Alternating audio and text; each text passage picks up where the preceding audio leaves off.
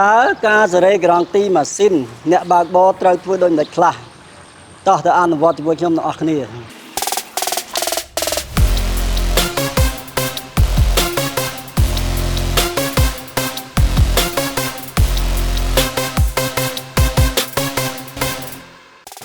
ជំរាបសួរអ្នកទាំងអស់គ្នាខ្ញុំបាទទេសសំជាអ្នកជំនាញចែកទេស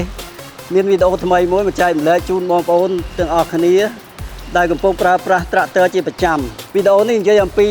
មូលហេតុដែលត្រួតពិនិត្យមើលនិងសេរីក្រង់ទីឲ្យបានត្រឹមត្រូវតាមស្តង់ដារតើការសេរីក្រង់ទីម៉ាស៊ីនអ្នកបើកបរត្រូវធ្វើដូចម្តេចខ្លះ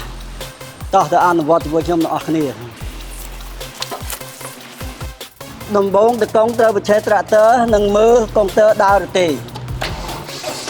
ដើម្បីសេរីក្រង់ទីឲ្យបានត្រឹមត្រូវយើងត្រូវមានកូនសោមួយដើមលេខ13បន្ទាប់ពីយើងបញ្ឆេះត្រាក់ទ័រហើយល្បឿនជុំលើសឬមួយក៏ខ្វះយើងត្រូវសេរីដូចខាងក្រោមនេះតាមដានជាមួយខ្ញុំកាលណាវាលើសយើងបធូរអាខ្ចៅខាងមុខនេះយើងរឹតអាខ្ចៅខាងក្រោយនេះចូលដើម្បីឲ្យក្រង់ទីវាធ្លាក់មកតាមស្តង់ដារកាលណាគ្រប់ស្តង់ដារហើយគេលុកអាខ្ចៅទាំងពីរហ្នឹងចូលគ្នាមកជាការស្រេចហើយកាលណាល្បឿនវាខ្វះល្បឿនជុំវាខ្វះយើងត្រូវបធូរអាក្រោយនេះមកបធូរអាខ្ចៅក្រោយនេះមកហើយយើងរឹតអាខ្ចៅខាងមុខនេះចូលដេញចូលដើម្បីឲ្យល្បឿនជុំវាឡើងតាមឲ្យគ្រប់តាមស្តង់ដារមកហើយយើងលុកអាខ្ចៅខាងក្រោយនេះហើយយើងលុកអាខាងមុខនឹងជាការស្រេចបន្ទាប់ពីយើងសេរីក្រង់ទីហើយយើងត្រូវបញ្ឆេះត្រាក់ទ័រចោលពី3ទៅ5នាទីដើម្បីឲ្យម៉ាស៊ីនដំណើរការបានស្រួលល្បឿនជុំម៉ាស៊ីនដែលត្រឹមត្រូវគឺ750ទៅ850ជុំក្នុង1នាទី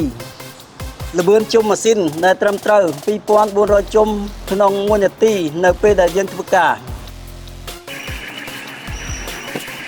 ដូច្នេះការសេរីក្រង់ទីគ្រប់ល្បឿនជុំធ្វើឲ្យត្រាក់ទ័រកម្លាំងខ្លាំងរត់ថេស្ងាត់ល្អមិនរលត់ស៊ីប្រេងតិចប្រេងបូមគ្រប់គ្រាន់និងប្រើប្រាស់បានយូរអង្វែងខ្ញុំជឿជាក់ថាបងប្អូនអ្នកបើកបរបានយល់បន្ថែមអំពីការសេរីក្រង់ទីនៃម៉ាស៊ីនត្រាក់ទ័រនេះហើយវីដេអូនេះក៏បានមកដល់ទីបញ្ចប់ជួបជាមួយខ្ញុំបាទទេសសំនៅវីដេអូក្រោយសូមអរគុណសូមជម្រាបលាត្រាក់ទ័រចនឌីជាទំនុកចិត្តរបស់លោកអ្នកនាំចូលនឹងចែកចាយផ្ដាច់មុខដល់ក្រុមហ៊ុន RMA Cambodia